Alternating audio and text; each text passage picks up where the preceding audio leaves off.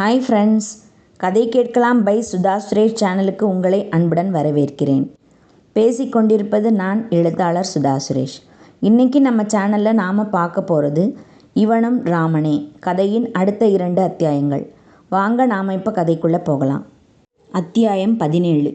தன்னுடன் நடந்து வந்து கொண்டிருந்த நேத்ராவை காணாமல் அங்குமிங்கும் தேடினான் ராம். அவனுக்கு மனதில் பயமும் முகத்தில் திகைப்பும் ஆட்கொண்டது. என்ன செய்வதென்று தெரியாமல் திகைத்தான். நேத்ரா, என் நேத்ரா அழைத்து கொண்டே வந்த பாதையிலேயே திரும்ப பின்னோக்கி நடந்தான். அவனுக்கு ஒரே குழப்பமாக இருந்தது. ஆள் அரவமே இல்லாத இந்த அத்துவான காடு மாதிரி இருக்கிற ஒரு இடத்துல திடீர்னு நேத்ரா எப்படி காணாமல் போவா? அது எப்படி எங்கேயாவது அவள் மட்டும் தனியாக போவா? ஒருவேளை யாராவது அவளை கடத்தி கூட்டிகிட்டு போயிருப்பாங்களோ? அல்லது ஏதாவது பேய் பூதத்தின் வேலையாக இருக்குமோ? இப்படியாக அவன் மனம் ஏதேதோ கற்பனை செய்து பயந்தது. வந்த இடத்துல இப்படி ஆயிடுச்சே, நான் இப்போ எங்கே போய் அவளை தேடுறது? அவளோட வீட்டுக்கு நான் என்ன பதில் சொல்கிறது? வரவேணான்னு சொன்னால் கேட்டாளா? இப்போ இந்த மாதிரி ஒரு பிரச்சனை வந்துடுச்சே. நான் மூலிகைகளை தேடி பார்ப்பேனா, இவளை தேடிட்டுருப்பேனா? யோசிக்க யோசிக்க அவனுக்கு கவலையும் பயமும் மட்டும் அல்லாமல் கோபமும் சேர்ந்தே வந்தது. விடாமல் அவளுடைய பேரை சொல்லி கூக்குரலிட்டு போனான். சிறிது தூரம் ஒரு 10 அடிகள் வைத்த பிறகு திடீரென மெலிதாக நேத்ராவின் குரல் கேட்டது. ராம், டேய் ராம். ராமுக்கு மனதில் கொஞ்சம் உற்சாகம் பொங்க அவளுடைய சத்தம் எங்கிருந்து வருகிறது என்று காதை தீட்டிக்கொண்டு கவனித்தான். அவளும் விடாமல் கத்திக் கொண்டிருந்தாள் எங்கிருந்தோ. தாங்கள் நடந்து வந்த பாதையில் இருந்துதான் அவளுடைய குரல் ஒலிக்கிறது என்பதை புரிந்து கொண்டான். வேகமாக ஓடினான் சத்தம் கேட்ட திசையில். இன்னும் சில எட்டுகள் எடுத்து வைத்ததும் நேத்ராவின் குரல் கொஞ்சம் பலமாக கேட்டது. டேய் ராம், நான் இங்கே இருக்கேன், இந்த பள்ளத்தில் இருக்கேன் பாரு, கொஞ்சம் வாடா, என்னை விட்டுட்டு போயிடாத, நான் பாவண்டா. ஆமாம், இந்த பேச்சுக்கு மட்டும் இவளுக்கு குறைச்சலே இல்லை. பார்த்து வர முடியாது இவளுக்கு. பள்ளம் எங்கே இருக்கு? புலம்பிக்கொண்டே தேடினான் ராம். ராம், எங்கேடா இருக்க? வந்தியா இல்லையா? இங்கே வர்றதுக்கு உனக்கு இவ்வளோ நேரமா? இப்போது நேத்ராவின் குரல் இன்னும் அருகில் கேட்டதும் சட்டென்று சத்தம் எங்கிருந்து வருகிறது என்பதை புரிந்து கொண்டான். அங்கு இலைகளும் சருகுகளும் நிறைந்த ஒரு இடத்தில் பள்ளம் ஒன்று கண்களில் பட்டது அவனுக்கு. வேகமாக சென்று எட்டி பார்த்தான். தலையை மேலே தூக்கி பார்த்தவாறே அந்த பள்ளத்தில் தெரிந்தாள் நேத்ரா. அந்த பள்ளம் ஒரு 7 அல்லது 8 அடி உயரத்தில் இருந்தது. ஏய் நேத்ரா, இங்கே எப்படிடி விழுந்த திடீர்னு? என் கூட தானே வந்துட்டு இருந்த? ஆமா ராம், வெறும் இலையா கிடந்ததா? பள்ளம் இருந்தது என் கண்ணுக்கு தெரியலடா. நீ சேதுவை பற்றி வேற கேட்டியா? நானும் கொஞ்சம் அவனோட நினைவில் மெய் மறந்துட்டேன். அவனோட சேர்ந்து மனசில் டூயட் பாடிட்டு வந்தேனா, திடீர்னு பார்த்தா பள்ளத்தில் கிடக்கிறேன். என்ன நடந்ததுன்னு கூட எனக்கு சரியாக தெரியலை ராம். சரி சரி, நான் என்ன கதையாக சொல்லிகிட்ருக்கேன்? இப்போ உன் கையை குடிடா, என்னை தூக்கி விடு. பள்ளத்தில் விழுந்தும் உனக்கு பேச்சு பாருடி. நான் எவ்வளோ பயந்துட்டேன் தெரியுமா? அப்படியே குப்புறப்படுத்து கொண்டு தன் கையை நீட்டினான். அவளும் தன் கையை நீட்டினாள். ஆனால் எட்டவில்லை. இருவரும் எம்பி சிறிது முயற்சி எடுத்த பிறகே இருவர் கைகளும் எட்டியது. ராமின் கையை பிடித்து கொண்டு கால்களை சிரமப்பட்டு மேலே மேலே வைத்து ஒரு வழியாக பள்ளத்தை விட்டு மேலே வந்து சேர்ந்தாள் நேத்ரா. மூச்சு வாங்கியது இருவருக்கும். சிறிது நேரம் அப்படியே உட்கார்ந்து இளைப்பாறினர். நானும் ரொம்ப பயந்துட்டேன் ராம். நீயும் சீதா நினப்பில் வேற போயிட்டு இருந்தியா? நான் பக்கத்தில் இல்லைன்றது எப்போ கவனிக்க போறியோன்னு ஒரே பதட்டமாக இருந்துச்சு எனக்கு. அவ்வளோதான், இங்கேயே சமாதியாக போகிறேன் போலன்னு நினச்சேன். Thank God. நல்ல வேளை ராம், நீ சீக்கிரமாகவே பார்த்துட்டு என்னை தேடிட்டு வந்த. சாரிடா. போடி, என்னை கொஞ்ச நேரத்தில் எவ்வளோ டென்ஷன் பண்ணிட்ட தெரியுமா? சுற்றி உன்னை எங்கேயும் காணோம்னதும் எனக்கு என்ன பண்ணுறதுன்னே தெரியலை. உன்னை யாராச்சும் ஒரு வேளை கடத்திட்டாங்களோன்னு ஒரு சந்தேகம். இல்லைன்னா பேய் பிசாசு ஏதாவது வந்து உன்னை தூக்கிட்டு போயிருக்குமோன்னு இப்படியெல்லாம் என்னென்னமோ கற்பனை பண்ணிகிட்டு இருந்தேன். பேய் பிசாசா? கலகலவென சிரிக்க ஆரம்பித்தாள் நேத்ரா.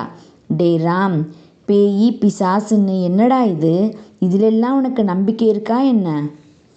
சிரிப்பை அடக்க முடியாமல் மீண்டும் சத்தமாக சிரித்தாள். சிரிடி, நல்லா சிரி. அப்படியே நான் போயிருக்கணும். உன்னை தேடிட்டு திரும்ப இவ்வளோ தூரம் வந்தேன் பாரு, என சொல்லணும் கோபமாக பேசினான் ராம். ஐயோ சாரி ராம், சாரிடா, என்னை மன்னிச்சிடு. அந்த நேரத்தில் உனக்கு எப்படி இருந்திருக்குன்னு எனக்கு புரியுது, சாரிடா. சரி சரி, கொஞ்சம் சிரியேன், அதான் சாரி கேட்டேன்ல. சரிடி, வேகமாக நட. உன்னால் பாரு எவ்வளோ டைம் வேஸ்ட் ஆயிடுச்சு. மீண்டும் நடக்க ஆரம்பித்தனர். சிறிது தூரம் நடந்த பிறகு நேத்ரா மீண்டும் பேச்சை துவக்கினாள். ராம், நீ கோபப்படலைன்னா நான் ஒன்றே ஒன்று மட்டும் சொல்லட்டுமா ப்ளீஸ்? சொல்லு. நான் சொன்னப்புறம் என்னை நீ அடிக்க வரக்கூடாது, சரியா? அப்படி என்னடி சொல்ல போகிற இப்போ? சரி சொல்லு. நானும் சேதுவும் டூயட் பாடுற மாதிரி கனவு கண்டேன்னு சொன்னேன்ல, அந்த கனவை பற்றி சொல்லட்டுமா? அவனுடைய பதிலுக்கு காத்திருக்காமலேயே அதை நான் சொல்லியே தீருவேன் என்பது போல் சொல்ல ஆரம்பித்தாள் நேத்ரா. சேதுவும் நானும் எதிரெதிரில் உட்காந்து 2 பேரும் ஒரு ரொமான்டிக் லுக்கு விட்டுட்டு இருந்தோமா? ஏன் சேது என்னை அப்படி பார்க்குற? ஆமாடி, உன்னை முழுங்குறதுக்கு தான் பார்த்துட்ருக்கேன். அவளிடம் இருந்து தன் பார்வையை எடுக்காமல் பேசினான் சேது. அவன் பார்வையில் காதல் நிரம்பி வழிந்தது. நேத்ரா முகத்தில் வெட்கம் சிவக்க அமர்ந்திருந்தாள். டேய், எனக்கு வெட்கப்படக்கூட தெரியுன்னு இப்போ தாண்டா தெரியுது, அதே வெட்கத்துடன் கூறினாள். அப்போது அங்கு மெலிதாக இசை சத்தம் காதுகளை ஊடுருவி சென்றது. அப்போ திடீர்னு பார்த்தா அந்த இடமே ஒரு மாதிரி சூப்பராக மாறிடுச்சுராம். நானும் சேதுவும் எங்கேயோ ஒரு பசுமையான புல்வெளியிலே உட்கார்ந்துருக்கோம். சுற்றிலையும் தண்ணி, 4 பக்கமும் கடல். அப்போ பார்த்தா திடீர்னு அங்கே நிறைய தேவதைங்க வந்துட்டாங்கடா. வெள்ளை கவுன் போட்டுட்டு 2 பக்கமும் ரெக்கை இருக்குது, பளிர்னு மின்னல் அடித்த மாதிரி இருக்குது. அப்போ பேக்ரவுண்டு மியூசிக் இன்னும் சத்தமாக கேட்க ஆரம்பித்தது. உடனே அந்த தேவதைங்க ஆட ஆரம்பிச்சிட்டாங்க. அது மட்டுமா, எங்கள் பக்கத்தில் வந்து எங்களையும் இழுத்துட்டு போயிட்டாங்க. உடனே எங்களுக்கே தெரியாமல் நாங்களும் அவங்களோட சேர்ந்து டான்ஸ் ஆட ஆரம்பிச்சிட்டோம். ஒரு பக்கம் மியூசிக் சூப்பராக பாட, நாங்கள் ஆட என்று ஒரு வினாடி நிறுத்திவிட்டு அப்புறம் பார்த்தா பள்ளத்தில் கிடக்கிறேன் என்று கூறி முடித்த நேத்ரா ராமின் முகத்தையே குறுவென ஒரு வேடிக்கை சிரிப்புடன் பார்த்தாள். அவனால் அதற்கு மேலும் அடக்க முடியாமல் ஆஹா என்று பலமாக சிரித்தான் சத்தமாக. நேத்ராவும் அவனுடன் இணைந்து கொண்டாள் சிரிப்பில். இந்த இதுலேயும் உனக்கு ஜோக்காடி? சரியாக பேசக்கூட முடியாமல் மீண்டும் நிறுத்தாமல் சிரித்தான் ராம். உனக்கு முதுகில் 4 போடணும் நேத்ரா. இப்போ உனக்கு மூடு சரியாயிடுச்சாடா? கோவம் போச்சா? சரியான ஆளுடி நீ. திரும்பவும் சிரிக்க துவங்கினான் ராம்.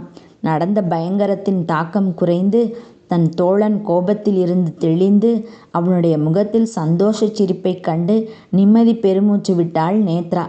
அதற்குள் அவர்கள் தேடி வந்த மூலிகை இருக்கும் கடல் வந்தது. கடல் நீர் மெல்லிய அலை அலையாக எழும்பி நிர்மலமாக ஓடிக்கொண்டிருந்ததை பார்க்கவே அழகாக இருந்தது. இதோ அந்த கடல் வந்துருச்சே, இதில் தான் நம்ம உள்ளே போய் மூலிகையை பறிச்சிட்டு வரணும். எஸ், வா, லேட் பண்ணாமல் போகலாம். இருவரும் ஒன்றாக கடலுக்குள் குதித்தனர். நீந்திக்கொண்டே கொஞ்சம் கொஞ்சமாக உள்ளே சென்றனர். சிறிது தூரம் நீந்தி கடந்த பிறகு ஒரு இடத்தில் திடீரென ராம் நீந்துவதை நிறுத்தினான். அவன் முகம் ஆச்சரியத்தில் இருந்தது. என்ன ராம், என்ன ஆச்சு? இங்கே இருக்கிற தண்ணி பாரு, கொஞ்சம் நிறமாக இருக்குல்ல? ஆமாடா, தண்ணி ரெட் கலரில் இருக்குது. இது பிளட்டு மாதிரி இருக்குது. எஸ், பிளட்டு தான் தண்ணியோட கலந்துருக்கு. இருவருக்கும் அதிர்ச்சியில் இரத்தம் உறைந்து போனது. அத்தியாயம் 18. கடல் நீருடன் இரத்தமும் கலந்து வருவதைக் கண்டு திடுக்கிட்டனர் ராமும் நேத்ராவும். என்ன ராம் இது, தண்ணியோட பிளட்டு கலந்து வருது, என்னவா இருக்கும்? அதுதான் எனக்கும் ஆச்சரியமாக இருக்குது நேத்ரா, ஒன்றுமே புரியலையே. இரு பார்ப்போம். டேய் பார்த்துடா, எனக்கு கொஞ்சம் பயமாக இருக்குது. இரு, பயந்து என்ன ஆக போகுது? ஒரு வேலையும் நடக்காது. இந்த பிளட்டு எங்கேருந்து வருது, எந்த பக்கம்ருந்து வருதுன்னு பார்த்தா விஷயம் என்னன்னு தெரியறதுக்கு வாய்ப்பு இருக்குது. ராம் அந்த இரத்தம் கலந்த தண்ணீர் இருந்த பக்கமாக நீந்தி சென்றான். அவன் பின்னாலேயே நேத்ராவும் சென்றாள். அவர்கள் இருந்த இடத்திலிருந்து சிறிது தூரம் நீளமாக நீந்திய பிறகு ஒரு இடத்தில் மிக பெரிய பாறை ஒன்று தென்பட்டது. இதோ இந்த பாறைக்கு பின்னாடி இருந்து தான் பிளட்டு வருதுன்னு நினைக்கிறேன். வா போய் பார்ப்போம். பக்கத்தில் சென்று மெதுவாக எட்டி பார்த்தனர். அங்கு அவர்கள் கண்ட காட்சி அவர்களை திகைப்பில் ஆழ்த்தியது. அங்கு ஒரு உருவம் பெண்ணாகவும் இல்லாமல் ஒரு மீனாகவும் இல்லாமல் இரண்டும் கலந்த ஒரு உருவமாக இருந்தது. நேத்ராவையும் இழுத்து கொண்டு அந்த உருவம் இருந்த இடத்திற்கு சென்றான் ராம். தலை முதல் இடுப்பு வரை பெண்ணாகவும் அதற்கு கீழ் உள்ள உடம்பு மீனாகவும் இருந்தது அப்பெண்ணிற்கு. உடம்பெல்லாம் ஒரு பெரிய கயிற்றால் கட்டப்பட்டு ஆங்காங்கே உடலில் காயத்துடன் அந்த காயங்களில் இருந்து இரத்தம் வழிந்த வண்ணம் இருந்தது அந்த பெண்ணிற்கு. வலியிலும் வேதனையிலும் துடித்து கொண்டிருந்தாள். ராமும் நேத்ராவும் அவளை பக்கத்தில் நெருங்கியதும் திடுக்கிட்டு அவர்களை நிமிர்ந்து பார்த்தாள் அப்பெண். அவளுடைய முகத்தில் வலியின் வேதனை தெரிந்தாலும் அதையும் மீறி இவர்களை பார்த்த சந்தோஷமும் அதில் தெரிந்தது. அவர்களை பார்த்து சிரித்தாள். பதிலுக்கு அவர்களும் புன்னகைத்தனர். அவளுடைய வேதனையைக் கண்டு இவர்களின் மனம் வருந்தியது. பெண்ணே, நீ யார்? யார் உன்னை கட்டி போட்டு இந்த கதிக்கு ஆளாக்கியிருக்கின்றனர்? அதுவும் யாருமில்லா இந்த கடலில்? ஆச்சரியமாக உள்ளதே, வியப்புடன் கேட்டான் ராம். நான் ஒரு கடல் கன்னி. என் பெயர் மச்சக்கன்னி. அப்படியா? நீ எப்படி இங்கு வந்தாய்? நான் கடலின் அந்த பக்கத்தில் இருக்கும் மற்றொரு பகுதியில் என் குடும்பத்துடன் வசித்து வந்தேன். ஒரு முறை நான் விளையாடுகிறேன் என்று தனித்து இந்த பக்கமாக வந்துவிட்டேன். இங்கு ஒரு கடல் அரக்கன் இருப்பதை நான் அறியவில்லை. அப்போது தெரியாத்தனமாக இந்த பகுதியில் நுழைந்து விட்டேன். அவன்தான் என்னை இந்த நிலைமைக்கு ஆளாக்கினவன். அப்படியென்றால் உடனே உன்னை நான் விடுவித்து விடுகிறேன் பெண்ணே. நீ தப்பித்துச் செல். உன்னை சிறைப்படுத்தி இருக்கும் இந்த கயிற்றை அறுத்து எறிந்துவிட்டால் உனக்கு விடுதலை கிடைத்துவிடும் அல்லவா? இரு, இப்போதே அதை செய்கிறேன். இல்லை இளைஞனே, நீ நினைப்பது தவறு. அதோ அங்கு தூரத்தில் தெரிகிறது பாருங்கள், ஒரு மாளிகை. அதுதான் அந்த கடல் அரக்கனின் இருப்பிடம். அங்கு சென்று அவன் உயிரை அவனுடைய உடம்பில் இருந்து எடுத்தாலன்றி நான் இந்த வேதனையிலிருந்து விடுபட வாய்ப்பே இல்லை. அப்படியென்றால் நான் உடனே சென்று அவனுடன் போரிட்டு அவன் உயிரை எடுக்கிறேன். நீ கவலைப்படாதே. இளைஞனே, நீ நினைப்பது போல் அது அவ்வளவு எளிது அல்ல. தயவு செய்து அந்த அரக்கன் உங்களை பார்ப்பதற்குள் நீங்கள் இருவரும் இங்கிருந்து சென்று விடுங்கள். இல்லையேல் உங்களுக்கும் இந்த நிலைமைதான். அதனால் உடனே தப்பித்துச் செல்லுங்கள் இங்கிருந்து. இல்லை பெண்ணே, உன்னை இப்படியே வேதனையில் விட்டுவிட்டு நாங்கள் எவ்வாறு செல்வது? நான் சென்று அவ்வரக்கனை வீழ்த்துகிறேன். என்னால் முடியும். தாங்கள் அதில் உறுதியாக இருக்கிறீர்களா? ஆம், மிகவும் உறுதியுடன் இருக்கிறேன். அப்படியென்றால் அவனை அழிப்பதற்கு நான் ஒரு உபாயம் சொல்கிறேன். அவனுடன் சாதாரணமாக போரிட்டு அவனை வெல்ல முடியாது. தந்திரத்தால் தான் அவனை வெல்ல முடியும். அப்படியானால் அந்த உபாயத்தை சொல் பெண்ணே. உடனே அதை செய்கிறோம். அவனுக்குள் ஒரு பலவீனம் இருக்கிறது. அதை நாம் தந்திரமாக கையாண்டால் கண்டிப்பாக அவனை வீழ்த்தி விடலாம். ஓ, அப்படியானால் அவனுடைய பலவீனம் என்ன என்பதை கூறு. உடனே அதிலேயே அவனை அடிப்போம். அதாவது கடல் நீரில் இருக்கும் வரைதான் அவனுக்கு பலம். கடல் நீரை விட்டு கரையில் சென்று விட்டால் அவன் பலம் மொத்தமும் இழந்து சிறிது நேரத்தில் தன் உயிரையே இழந்து விடுவான். ஓ, இது நன்றாக இருக்கிறதே. அப்படியானால் ஏதாவது உபாயம் செய்து அவனை கரையில் கொண்டு சென்றால் போதும் அவனை அழிக்க. இல்லையா பெண்ணே? ஆம் இளைஞனே. அவனை அப்படி தந்திரம் கொண்டு கரையில் இழுத்து வர நான் ஒரு உபாயம் கூறுகிறேன். நீங்கள் இருவரும் அதன்படி செயலாற்றினால் போதும். அவனை எளிதில் வீழ்த்தி விடலாம். ஆனால் அதை செயலாற்றுவதில் இந்த பெண்ணின் பங்குதான் கொஞ்சம் அதிகம். ஆபத்து நிறைந்ததும் கூட. அதனால்தான் சிறிது யோசனையாக உள்ளது. எனக்கு அதில் ஒரு பிரச்சனையும் இல்லை பெண்ணே. வரும் ஆபத்தை சந்திக்க நான் தயாராக உள்ளேன். நான் என்ன செய்ய வேண்டும் என்பதை மட்டும் நீ சொல். நான் அதை சரியாக செய்து முடிக்கிறேன். நேத்ரா உற்சாகமாக கூறினாள். நேத்ரா, உனக்கு ஒன்றும் பிரச்சனை இல்லையாடி? ராம் கொஞ்சம் பயத்துடன் கேட்டான். இல்லை Ram, I don't have any objection. நான் செய்கிறேன், என்னால் முடியும். அப்படின்னா ஓகே. ராமின் குரலில் சிறிது தயக்கம் இருக்கத்தான் செய்தது. ஆனாலும் நேத்ரா தைரியமாக இருந்ததால் அவனால் எதுவும் சொல்ல இயலவில்லை. அந்த அரக்கனுக்கு பெண்கள் என்றாலே ஒரு மயக்கம்தான். கொஞ்சம் சபல புத்தி இருக்கிறது அவனுக்கு. அதனால் நீ அந்த மாளிகை அருகில் சென்று அவன் உன்னை காணும் வரையில் அங்கேயே சிறிது நேரம் நீந்தி உலா வந்தாலே போதும். அவன் உன்னை பார்த்து ஆசையாக பேசுவான். நீ அவனிடம் ஏதாவது பேசி ஆசை காட்டி கடலுக்கு உள்ளே இருக்கும் அவனை கடல் நீரின் மேல் வருவது போல் செய்ய வேண்டும். இளைஞனே, நீ இங்கு கரை மேல் நின்று கொண்டு அவனுடைய தலை வெளியே தெரிந்தவுடன் எப்படியாவது அவன் மேல் ஒரு கயறு வைத்தோ அல்லது அங்கு கிடக்கும் ஏதாவது ஒரு கொடியை வைத்தோ அவனை இழுத்து எப்படியாவது கரைக்கு கொண்டு வர வேண்டும். அவன் கரையில் சென்று விழுந்து விட்டால் போதும். அதற்கு பிறகு அவனை வீழ்த்துவது மிகவும் எளிதான செயல். ஒரு 4 அடி அடித்தாலே போதும், துவண்டு போய் மாய்ந்து விடுவான். உங்கள் இருவராலும் இதை செய்ய முடியுமா? பார்த்து கொள்ளுங்கள். உங்கள் இருவருக்கும் இதில் எதுவும் ஆட்சேபனை இருந்தால் இப்போதே கூறிவிடுங்கள். நான் ஒன்றும் பிரச்சனை இல்லை. இல்லை இல்லை, எங்கள் இருவருக்கும் இதை செய்து முடிப்பதில் எந்தவித ஆட்சேபனையும் இல்லை. நாங்கள் செய்கிறோம். இதை முதலில் நேத்ரா தான் கூறினாள். அவளுடைய உறுதியை கண்ட ராம் தனக்கும் இதை செய்வதற்கு மறுப்பேதும் இல்லை என்று தெரிவித்தான். அப்படியென்றால் பெண்ணே, நீ கடலுக்கு உள்ளே இந்த பக்கமாக நீந்திச் செல்ல வேண்டும். சிறிது தூரத்தில் அந்த அரக்கனின் மாளிகை வந்துவிடும் என்று நேத்ராவிடம் கூறிய மச்சக்கண்ணி பிறகு ராம் பக்கம் திரும்பினாள். இளைஞனே, நீ இங்கிருந்து நீந்தி கரை மீது ஏறி காத்திருக்க வேண்டும். புரிகிறதா? இருவரும் ஜாக்கிரதை.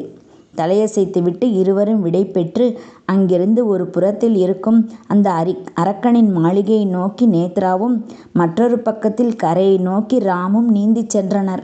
ராம் கரையை சென்றடைந்தான்.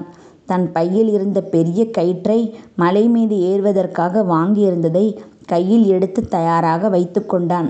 நேத்ரா கடலின் உள்ளே நீந்திச் சென்றாள். சுமார் 15 நிமிடங்கள் நீந்திய பின்னர் அவளுடைய கண்களில் அந்த மாளிகை தென்பட்டது. உடனே அவள் கண்களில் சந்தோஷம் உண்டானது.